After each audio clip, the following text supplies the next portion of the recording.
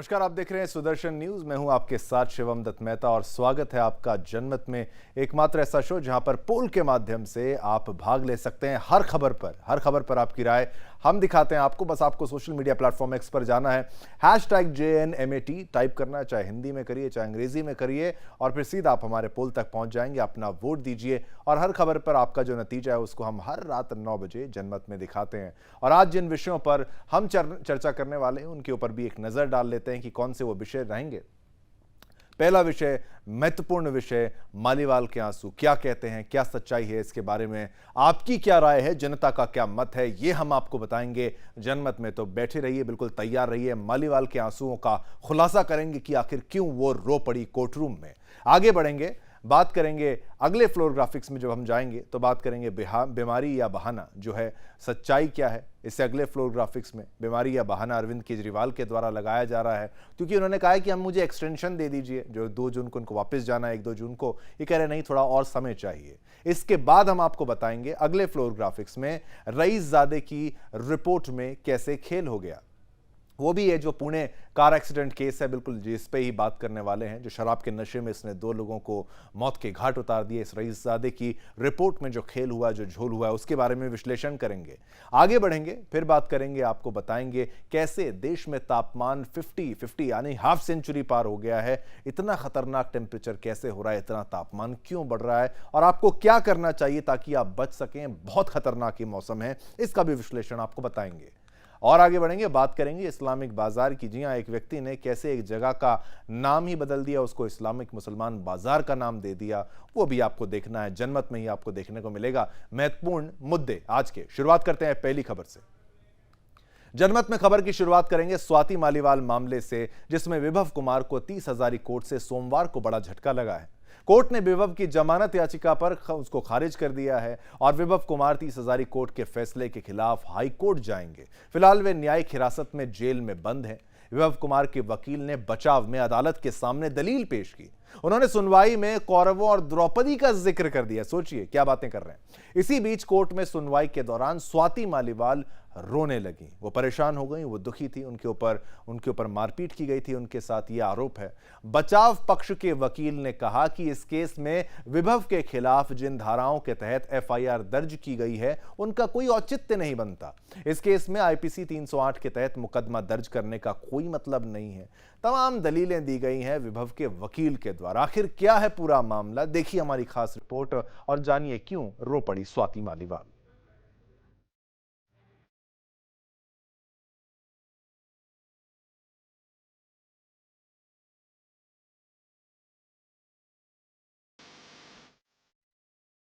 आम आदमी पार्टी की राज्यसभा सांसद स्वाति मालीवाल के साथ मारपीट मामले में आज सुनवाई हुई। सीएम अरविंद केजरीवाल के पीए विभव कुमार की जमानत पर 30 हजारी कोर्ट में सुनवाई हुई। विभव कुमार के वकील ने इस दौरान पक्ष रखा। इस बीच स्वाति मालीवाल कोर्ट में रो पड़ी और अपनी आपबीती बयां की। कोर्ट के समक्ष स्वाति मालीवाल ने कहा कि मुझे बुरी तरह मारा गया है। मैंने शिकायत की, लेकिन आम आदमी पार्टी ने मुझे बीजेपी का एजेंट बोला।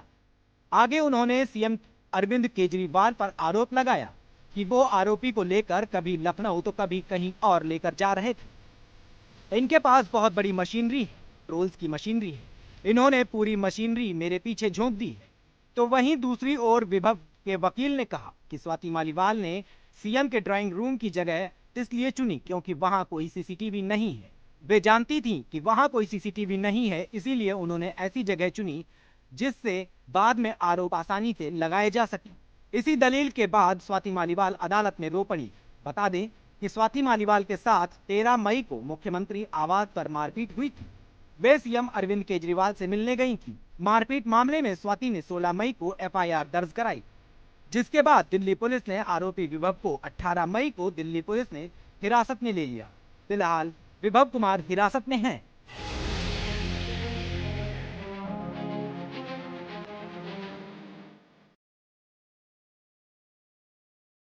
तो देखिए, विभव को बचाने के लिए आम आदमी पार्टी पूरी एक साथ खड़ी हो गई और स्वाति मालीवाल जो कि उनकी अपनी पार्टी की ही एक सांसद हैं, उसके विरोध में, उनके विरोध में आके खड़ी हो गई। वो स्वाति मालीवाल जो डीसीडब्ल्यू की अध्यक्ष रह चुकी हैं, महिलाओं के सशक्तिकरण की आवाज उठाती हैं, महिलाओं के हक के लिए जो लड़ती हैं स्वाति मालीवाल, उनको इन्होंने धोखेबाज कह दिया और एक फ्रॉड बना दिया कि भाई आप बीजेपी के लिए काम कर रहे हो। तो फिर हमने आपसे पूछा, जनता जनार्दन से पूछा, स्वाति मालीवाल के आंसुओं में है सच्चाई? ये पोल के माध्यम से सोशल मीडिया प्लेटफॉर्म एक्स पर हमारा प्रश्न था आपसे। ये इसका उत्तर आपने क्या दिया वो आप देख लीजिए। 75% लोग कहते हैं हां, स्वाति मालीवाल के आंसुओं में सच्चाई है, लेकिन 25% लोग ऐसे हैं जो मानते हैं कि यह सत्य नहीं है, लेकिन फिर भी बहुमत जीतता है। स्वाति मालीवाल के आंसुओं में सच्चाई है, ऐसा जनता ही कह रही है। जनता यानी आपका मत, जनमत में ये समझ में आ रहा है कि स्वाति मालीवाल के आंसुओं में सच्चाई है, ये आप कह रहे हैं। जनमत में अब बात करेंगे अगली खबर की, जो कि जुड़ी है अरविंद केजरीवाल से, दिल्ली के मुख्यमंत्री और आम आदमी पार्टी के मुखिया अरविंद केजरीवाल से। जी हां, अरविंद केजरीवाल ने सुप्रीम कोर्ट में अंतरिम जमानत यानी इंटरिम बेल की जो जमानत की अवधि बढ़ाने के लिए याचिका लगाई है। उन्होंने अपनी जमानत को 8 जून 2024 तक बढ़ाने की मांग सुप्रीम कोर्ट से की है। इसके लिए उन्होंने अपने स्वास्थ्य का हवाला दिया है। अब इसी पर बड़ा सवाल खड़ा हो जाता है कि आखिर केजरीवाल सच में बीमार हैं या फिर वो एक बहाना बना रहे हैं, क्योंकि चुनाव प्रचार के दौरान प्रचंड गर्मी होने के बावजूद 50 डिग्री तापमान में भी केजरीवाल प्रचार करते रुके नहीं हैं और उनको देखकर भी कहीं से ऐसा नहीं लगता कि वो बीमार हैं। लेकिन जेल के नाम पर अचानक केजरीवाल को अपनी तबीयत और टेस्ट का ख्याल आ जाता है। आखिर क्या है पूरा मामला? देखिए हमारी ये स्पेशल रिपोर्ट और मामले की गंभीरता को समझिएगा।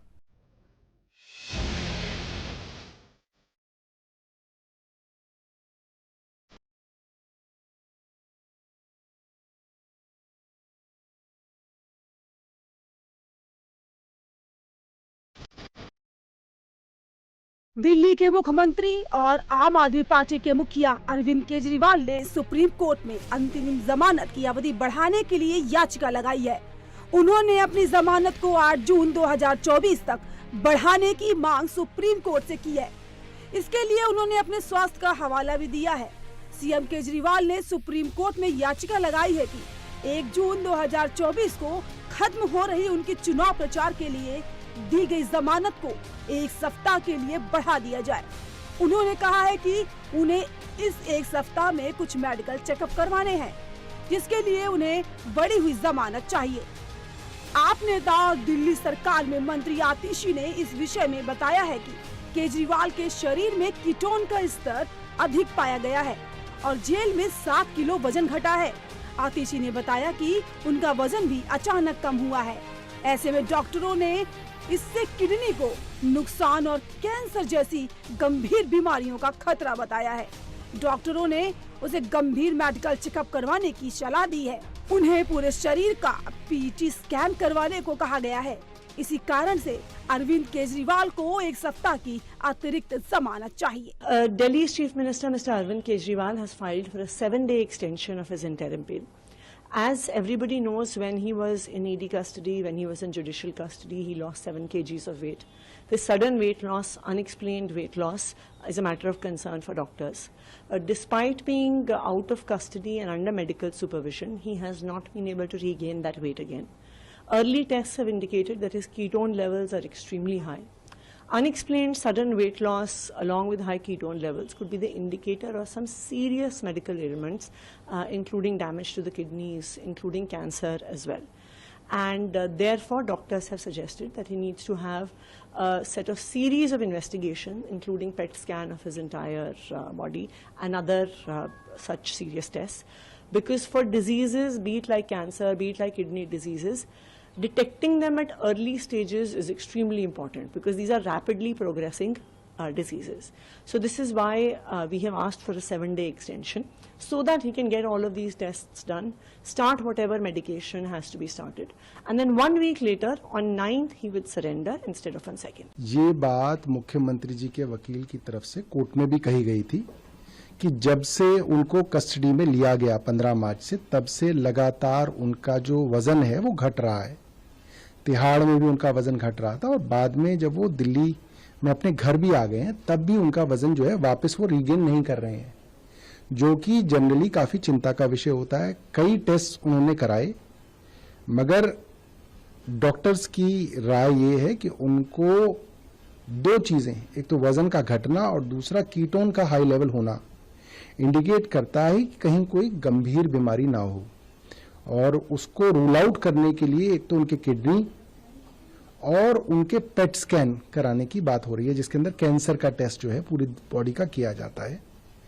मुझे लगता है कि गंभीर बीमारी है, हम इस बात को लेकर चिंतित भी हैं। गौरतलब है कि सुप्रीम कोर्ट ने 10 मई 2024 को अरविंद केजरीवाल को 1 जून तक लोकसभा चुनाव में प्रचार करने के लिए अंतरिम जमानत दी थी।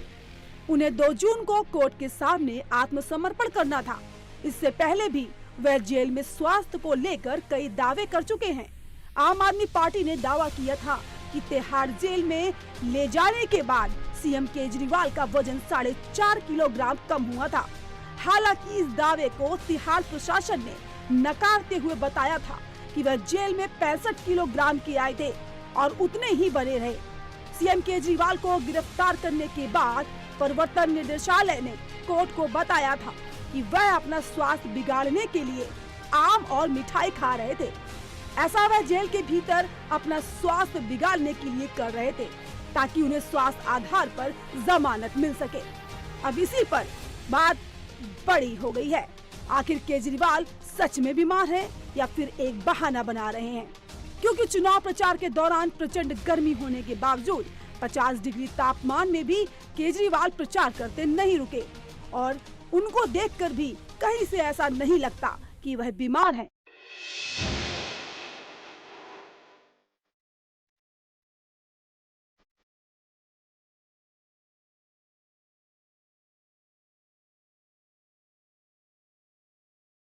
खबर को आपने देखा और बीमारी का जो हवाला देकर अरविंद केजरीवाल की तरफ से कहा जा रहा है कि भाई थोड़ा सा और जमानत का जो जमानत की अवधि है उसको बढ़ा दिया जाए, लेकिन विपक्ष यानी कि भाजपा या तमाम पार्टियां जो आम आदमी पार्टी के खिलाफ हैं वो कहती हैं ये भी बहाना है, ये सब बातें हैं।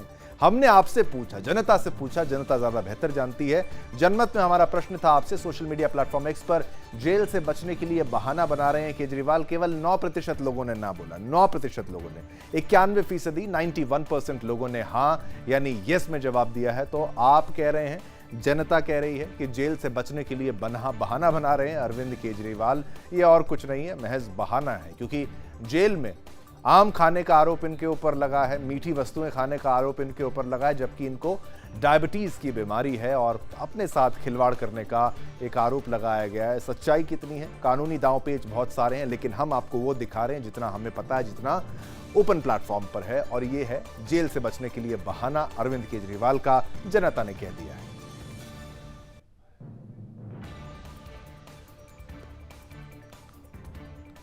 अब देखिए, जो पुणे पोर्श कार एक्सीडेंट है ना, उसमें एक और खुलासा हुआ है कि भाई उस युवक का सैंपल बदल दिया गया। इसके बारे में मेगा एक्सक्लूसिव कवरेज जो हमने की है, जनमत में आगे बढ़ते हुए बात करेंगे पुणे पोर्शे कार एक्सीडेंट में हुए नए खुलासे की। जी हां, पुणे पोर्शे कार एक्सीडेंट में नया खुलासा सामने आया है। पुणे के ससून अस्पताल के 2 डॉक्टरों ने नाबालिग का ब्लड सैंपल, जो उसका खून का सैंपल था, उसको बदल दिया। उन्होंने नाबालिग का सैंपल कूड़े में फेंका, उसकी जगह दूसरे आदमी के खून की जांच पर नाबालिग रईसजादे का नाम डाल दिया था। इसकी वजह से शुरुआती रिपोर्ट में उसके नशे की बात सामने नहीं आई थी, खुली नहीं थी। अब इस मामले में दोनों आरोपी डॉक्टरों को गिरफ्तार कर लिया गया है, लेकिन हैरानी की बात यह है कि पहले ड्राइवर का एंगल और अब ये झूठी रिपोर्ट ये साबित करती है कि इस मामले को दबाने और पुलिस को गुमराह कर अपने आप को बचाने के लिए अग्रवाल परिवार सारे दांव पेच लगा रहा है, हर खेल खेलने का प्रयास कर रहा है। आखिर क्या है सच्चाई इस पूरे मामले को देखिए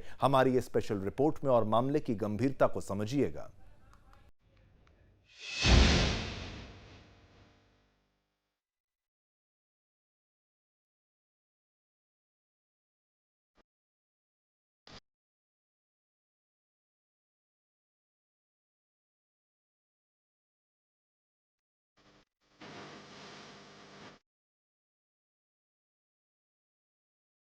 पुणे पोर्श कार एक्सीडेंट में नया खुलासा सामने आया है। पुणे के ससून अस्पताल के 2 डॉक्टरों ने नाबालिग का ब्लड सैंपल बदल दिया था।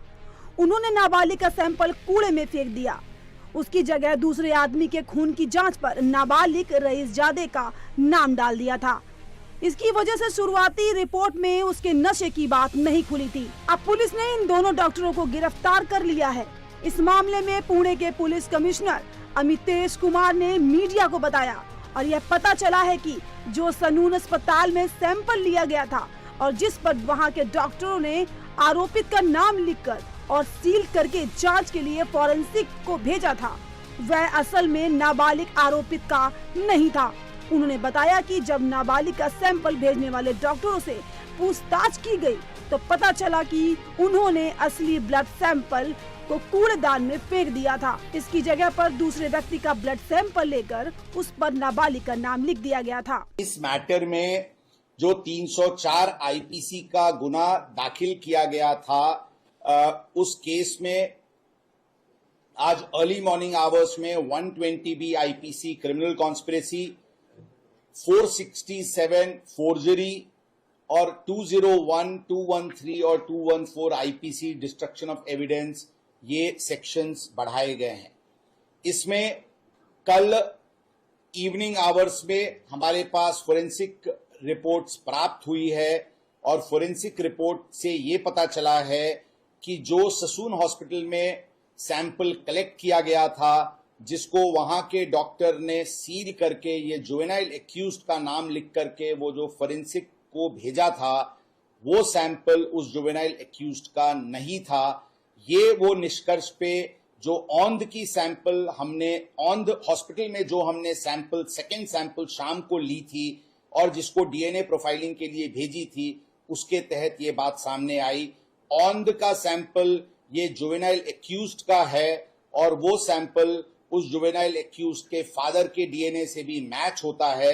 मतलब कि औंध का सैंपल एक करेक्ट व्यक्ति का सैंपल था, परंतु जो ससून हॉस्पिटल ने सुबह में जो सैंपल फोरेंसिक को भेजा था, वो सैंपल किसी और व्यक्ति का था। मतलब कि ये सैंपल रिप्लेस किया गया है, ऐसी बात कल फोरेंसिक रिपोर्ट प्राप्त होने के बाद समझ में आई।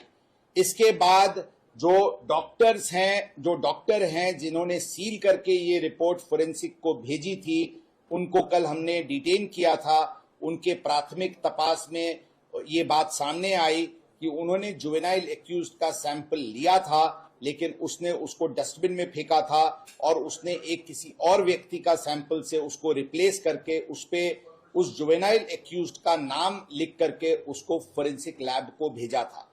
ये चीज उसने डॉक्टर अजय टावरे के ससून हॉस्पिटल के एचओडी फोरेंसिक मेडिसिन के हैं, उनके कहने पे और उनके द्वारा और ये सब मिलके क्रिमिनल कॉन्स्पिरेसी करके ये कंडक्ट उनकी हुई थी। इसलिए कल ये क्रिमिनल कॉन्स्पिरेसी और सभी सेक्शंस जो मैंने बताया, इसके तहत दोनों डॉक्टर्स को अरेस्ट किया गया है। आज हम उनको कोर्ट में प्रोड्यूस करेंगे और पुलिस कस्टडी रिमांड की रिक्वेस्ट करेंगे। इस मैटर में ससून हॉस्पिटल्स की डीवीआर सीसीटीवीज ताबे में आज अर्ली मॉर्निंग आवर्स में ली गई है और इस मैटर की पूरी कॉम्प्रिहेंसिव इन्वेस्टिगेशन शुरू है। इस मैटर में अभी तक टोटल, मैं आपको बताना चाहूंगा क्लैरिटी के लिए, कि टोटल 3 ऑफेंसेज रजिस्टर हुए हैं।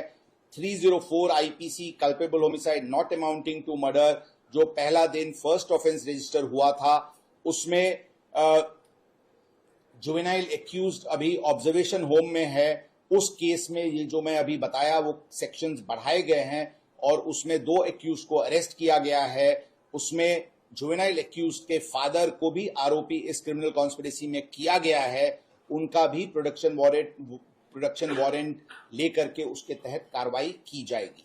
Second offence juvenile justice act के अंतर्गत जो जुवेनाइल एक्यूज्ड के फादर और पब संचालकों पे दाखिल हुआ था, उसमें सभी आरोपी फिलहाल जुडिशियल कस्टडी में हैं।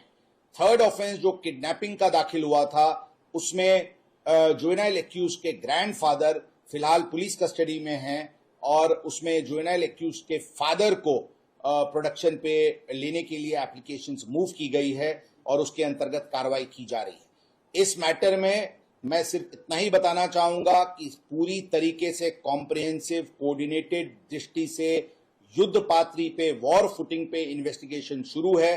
जो कोई भी इस मैटर में दोषी पाया जाएगा उसके विरुद्ध कड़क कार्रवाई की जाएगी। गौरतलब है कि हादसे को अंजाम देने से पहले रईसजादे की एक बार में बैठकर शराब पीते हुए सीसीटीवी वीडियो भी सामने आई थी। अब इस मामले में रईसजादे के परिवार की तरफ से केस को घुमाने और पुलिस को गुमराह करने के साथ ही सबूतों के साथ छेड़छाड़ करके नाबालिग बेटे के साथ तमाम आरोपियों को बचाने की पूरी कोशिश की जा रही है। और आपको बता दें कि 19 मई 2024 की रात को पुणे के कल्याणी नगर इलाके में एक बिल्डर बाप के रईसजादे ने अपनी करोड़ों की पॉर्श से 2 लोगों को रौंद दिया था। वह दोनों सॉफ्टवेयर इंजीनियर थे और उनकी इस हादसे में मौत हो गई थी। इसके बाद नाबालिग को 15 घंटे में ही जमानत मिल गई थी। उसे जमानत के लिए एक 300 शब्द का निबंध लिखने को कहा गया था, जिसके बाद से ही लोगों में रोष है और इस मामले को अब गंभीरता से लिया जा रहा है। Bureau report, Sudarshan news.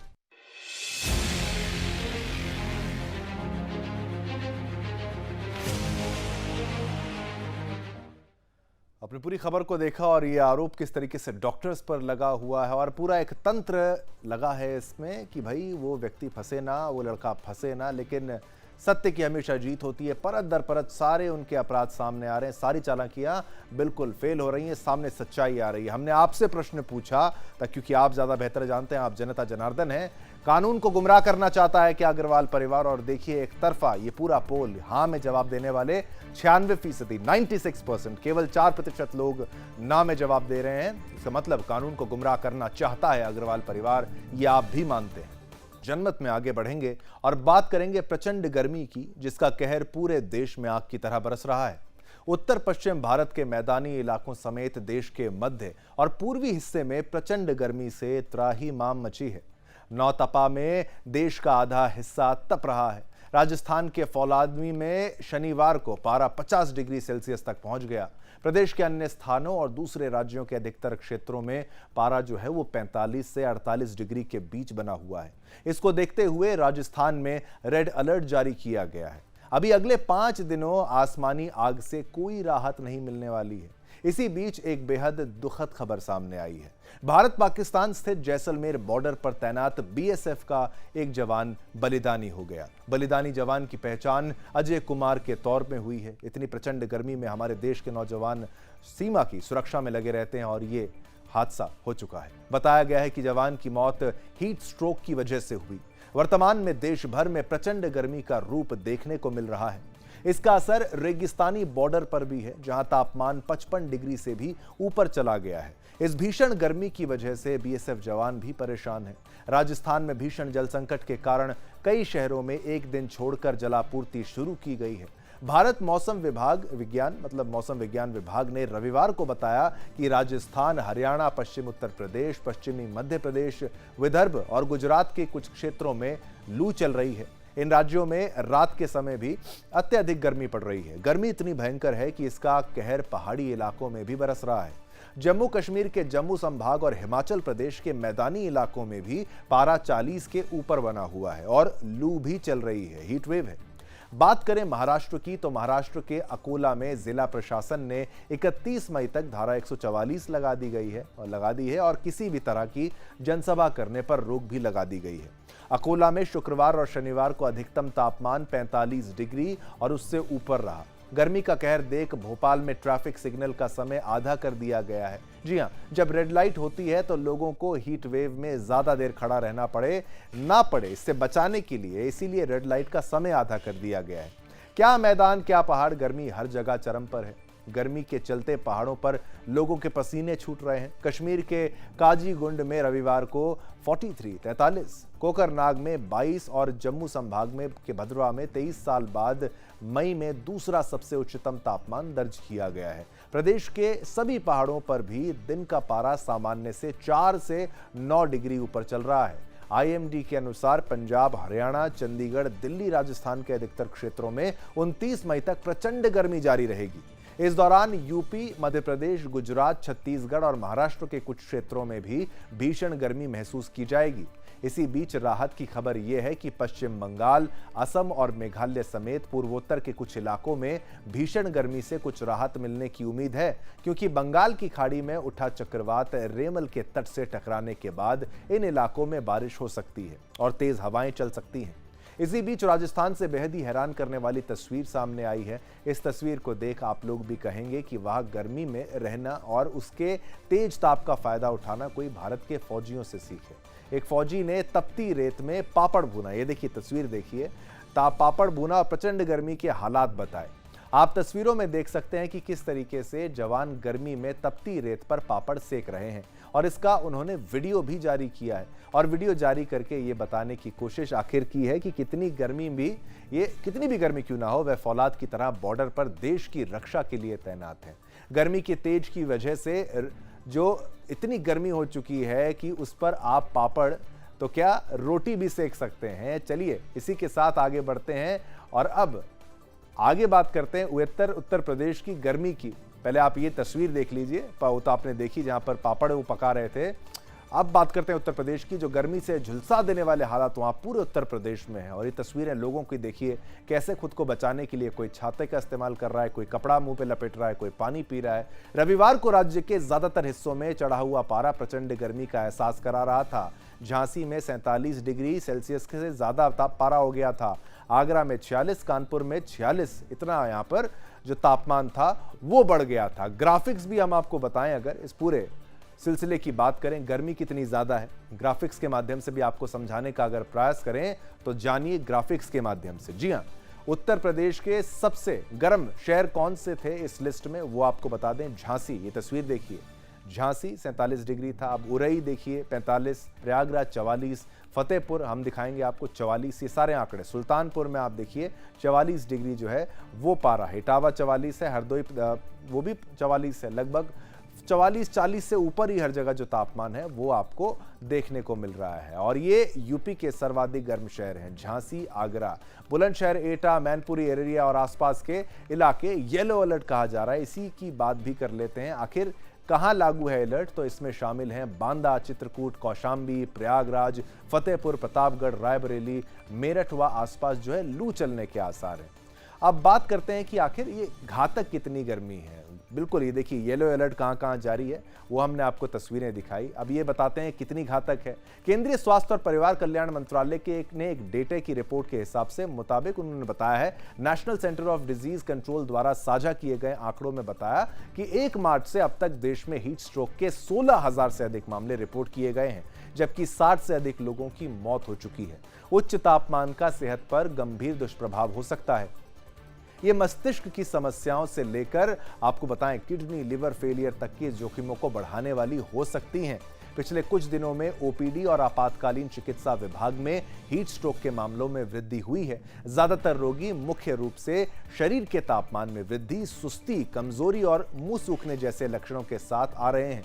लू के लक्षणों पर इसका उपचार न होने की स्थिति में जानलेवा दुष्प्रभावों का खतरा हो सकता है। डॉक्टर कहते हैं हीट स्ट्रोक को लेकर थोड़ी सी लापरवाही भी जानलेवा साबित हो सकती है। तो आखिर ये येलो अलर्ट बता रहे हैं, कहां पे अलर्ट है गर्मियों का, उत्तर प्रदेश की जहां पर बात कर रहे हैं, लेकिन आपको कैसे बचना है इस जानलेवा गर्मी से, ये हम आपको बताने वाले हैं। तो देखिए, सावधानी से सुनिएगा कि आखिर क्या करना है इस गर्मी में। दिन भर खूब मात्रा में आपको पानी पीना है, बेहद जरूरी है। हल्के रंग के और आपको ढीले कपड़े पहनने हैं, ज्यादा टाइट कपड़े मत पहनिए और डार्क रंग के कपड़े जो हैं वो मत पहनिए। बाहर निकलते ही पूरे शरीर को ढककर निकलिए, ऐसे ही मत निकल जाइए, आपको दिक्कत हो सकती है। आप पर तुरंत जो सूर्य की किरणें पड़ेंगी तो जला भी सकती हैं। दोपहर में बाहर जाने से आपको बचना है, दोपहर में बाहर ना निकलें ताकि आप बच पाएं, ये बहुत महत्वपूर्ण है। दोपहर को तापमान ज़्यादा होता है, दोपहर के समय नहीं निकलेंगे। और देखिए क्या चीज़ें नहीं पीनी है, शराब से बचें, वो तो वैसे भी बचना चाहिए। कॉफ़ी, चाय आदि ये भी आप कम मात्रा में लें,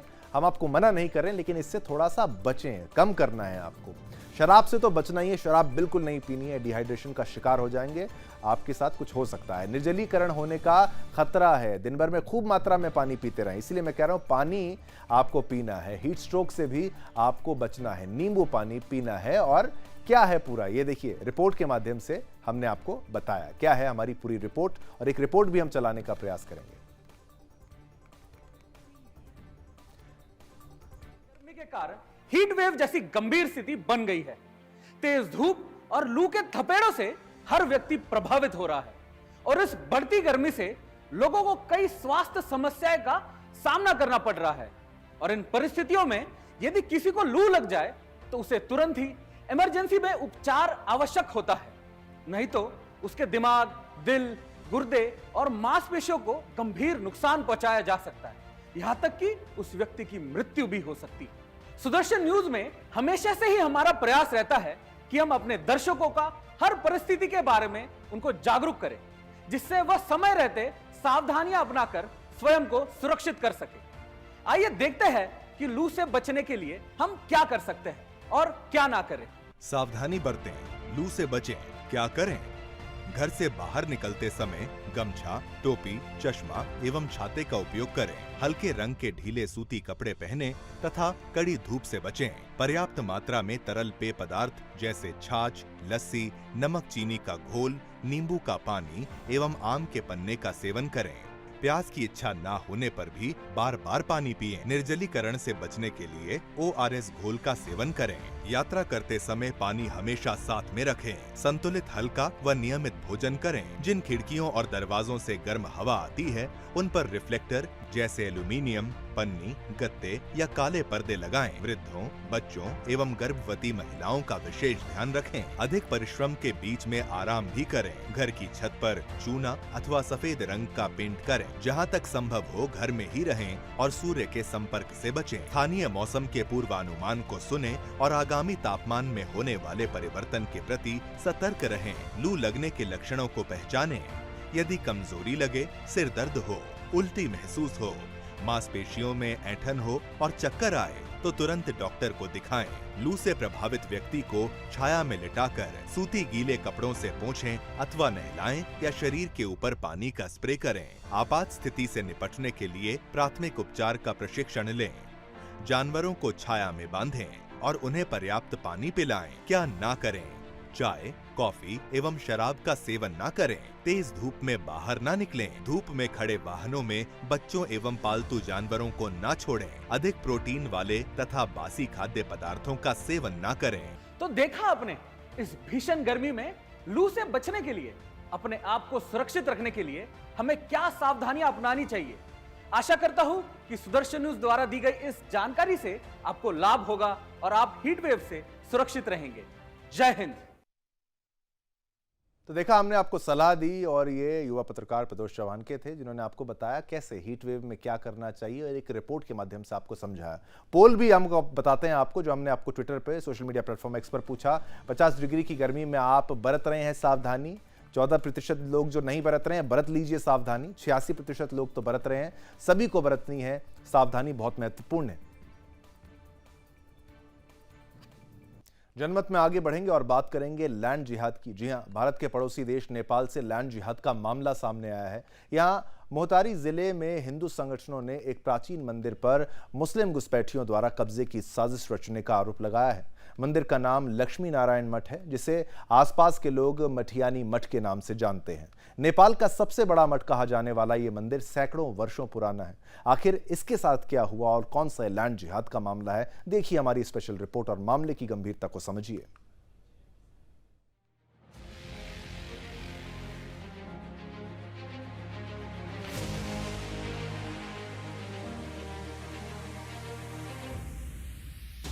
भारत के पड़ोसी देश नेपाल से लैंड जिहाद का मामला सामने आया है। यह मोहतरी जिले में हिंदू संगठनों ने एक प्राचीन मंदिर पर मुस्लिम घुसपैठियों द्वारा कब्जे की साजिश रचने का आरोप लगाया है। मंदिर का नाम लक्ष्मी नारायण मठ है, जिसे आसपास के लोग मठियानी मठ के नाम से भी जानते हैं। नेपाल का सबसे बड़ा मठ कहा जाने वाला यह मंदिर सैकड़ों वर्ष पुराना है। बताया जा रहा है कि मंदिर की जमीन पर लंबे समय से रोहिंग्या, बांग्लादेशी और भारत से अवैध तौर पर आए घुसपैठिए मुस्लिमों ने साजिशन पहले अस्थायी झुग्गियां बसाई और बाद में उनमें आग लगा दी। आग से इलाके में रहने वाले कुछ हिंदू परिवारों के घर भी प्रभावित हुए हैं। अब वहां पक्के निर्माण की तैयारी चल रही है। इस निर्माण के लिए नेपाल और विदेश की तमाम इस्लामी तंजीमें पैसे भी दे रही है। विरोध के बाद नेपाली प्रशासन ने फिलहाल इस प्रक्रिया पर रोक लगा दी है। हिंदू सम्राट सेना नेपाल के अध्यक्ष राजेश यादव ने बताया कि मठियानी मठ न सिर्फ मोहतरी बल्कि पूरे नेपाल और भारत के सीमावर्ती जिलों में रहने वाले हिंदुओं की आस्था का प्रमुख केंद्र है। यह मंदिर हजारों वर्ग मीटर में फैला है। मंदिर के अंदर गुरुकुल भी है, जिसमें दुनिया भर के सैकड़ों छात्र संस्कृत और सनातन पद्धति की शिक्षा लेते हैं। माना जाता है कि नेपाल का पहला गुरुकुल इसी मठ में स्थापित हुआ था। मठ में गौशाला भी है। हर साल यहाँ परिक्रमा और मेले में लाखों हिंदू शामिल होते हैं।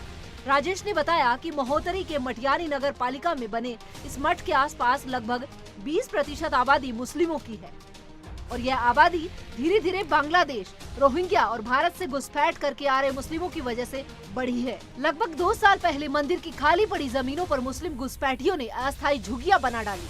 शुरू में एक आध मुस्लिम परिवार यहाँ टेंट डालकर रहना शुरू कर दिया, जिसके बाद महज 2 वर्षों में इस जगह पर लगभग असली मुस्लिम परिवार आ बसे और थोड़े समय बाद बस्ती के मुस्लिमों ने टेंट के बजाय झुग्गियां डाल दी और उसी जगह को अपना ठिकाना घोषित कर दिया। मंदिर प्रशासन ने लगभग 1 साल पहले इन घुसपैठियों को जमीन खाली करने का नोटिस भी दिया था, लेकिन उन पर कोई असर नहीं पड़ा। राजेश यादव ने आगे बताया कि अप्रैल 2024 में घुसपैठियों की झुग्गी में संदिग्ध तौर पर आग लग गई। अग्निकांड में सभी 80 झुग्गियां जलकर राख हो गई। किसी प्रकार की जनहानि नहीं हुई।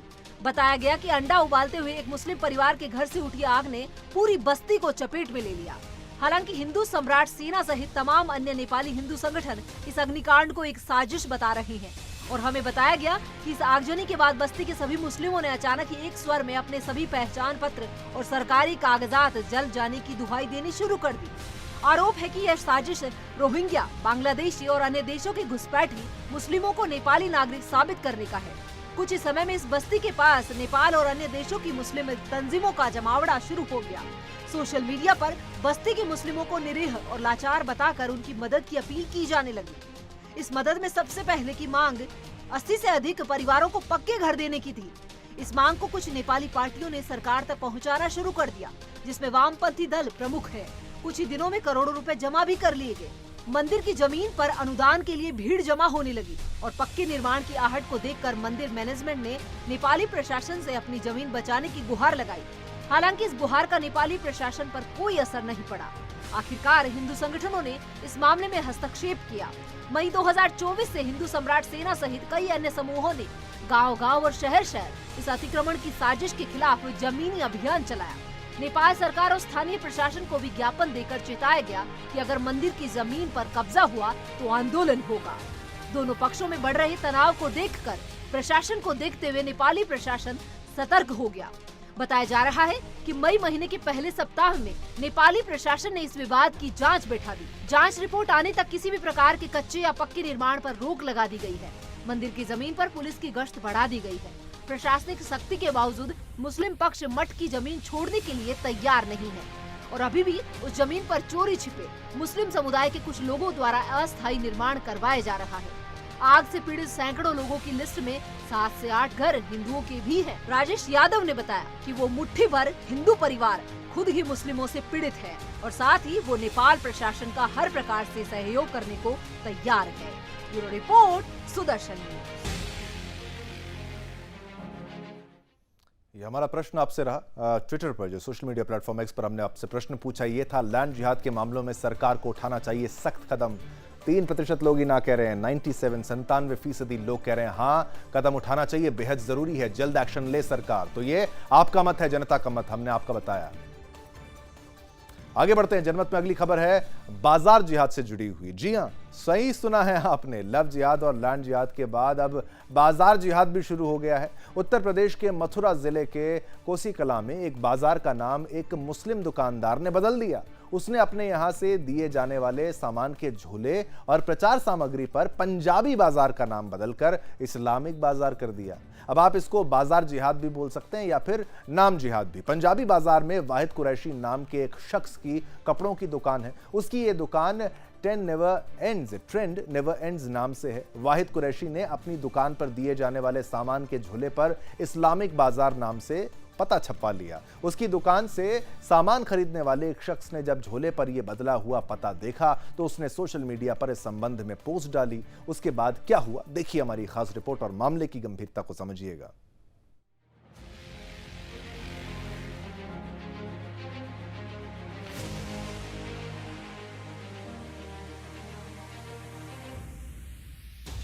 उत्तर प्रदेश के मथुरा जिले के कोसी कला में एक बाजार का नाम एक मुस्लिम दुकानदार ने बदल दिया।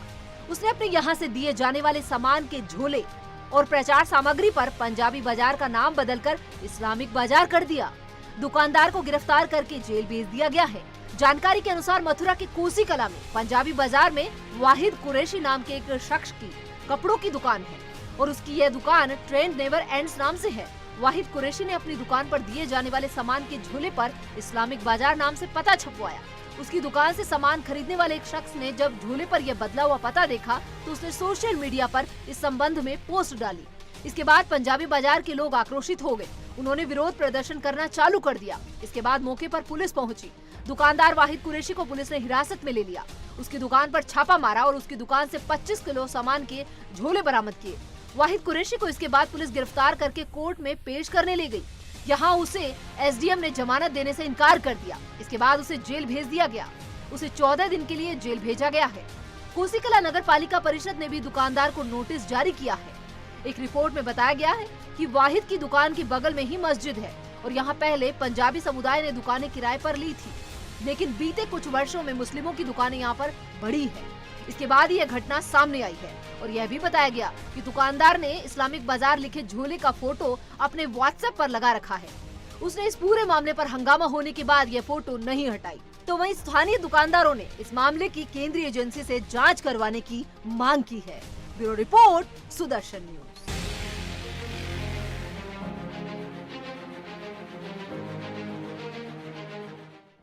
चलिए, आपने देखा किस तरीके का षड्यंत्र रचा जा रहा था, उसका पर्दाफाश हमने सुदर्शन न्यूज पे किया। आपको ये खबर दिखाई जो हमारी जिम्मेदारी थी। आगे बढ़ते हैं, जनमत में आगे बढ़ेंगे। बात करेंगे बांग्लादेश की प्रधानमंत्री शेख हसीना की, जिन्होंने कहा है कि उनके देश के हिस्सों को तोड़कर ईसाई मुल्क बनाए जाने की साजिश हो रही है। उन्होंने कहा कि म्यांमार और बांग्लादेश के कुछ हिस्से मिलाकर गोरे लोगों वाला एक देश यहाँ एक ईसाई मुल्क बनाना चाहते हैं। प्रधानमंत्री शेख हसीना ने कार्यक्रम में ये खुलासे किए हैं। ये कार्यक्रम बांग्लादेश के आम चुनावों के बाद 14 पार्टियों की एक बैठक को लेकर रखा गया था। इसकी शुरुआत पीएम शेख हसीना के भाषण से हुई। आपको बता दें कि पीएम हसीना सत्ताधारी आवामी लीग के अध्यक्ष भी हैं। पीएम शेख हसीना ने कहा कि म्यांमार और बांग्लादेश के हिस्से काटकर एक ईसाई मुल्क बनाए जाने की साजिश है, जो कि पूर्वी तिमोर की तर्ज पर बनाया जाएगा। उन्होंने कहा कि इसे बांग्लादेश के चट्टोग्राम और म्यांमार के सीमाई इलाके लेकर बनाया जाएगा। इसी के साथ बंगाल की खाड़ी में एक सैन्य ठिकाना बनाए जाने की भी योजना है। शेख हसीना ने आरोप लगाया कि ये सब गोरी चमड़े वाले देश जो हैं, जो गोरी चमड़ी वाले देश के लोग करना चाहते हैं। उन्होंने बताया कि उन्हें यह प्रस्ताव मिला था कि यदि वह इस देश को बंगाल की खाड़ी में अपना सैन्य अड्डा बनाए जाने की अनुमति दे दें तो उनका दोबारा चुनकर आना काफी आसान हो जाएगा। हालांकि उन्होंने देश का नाम नहीं लिया।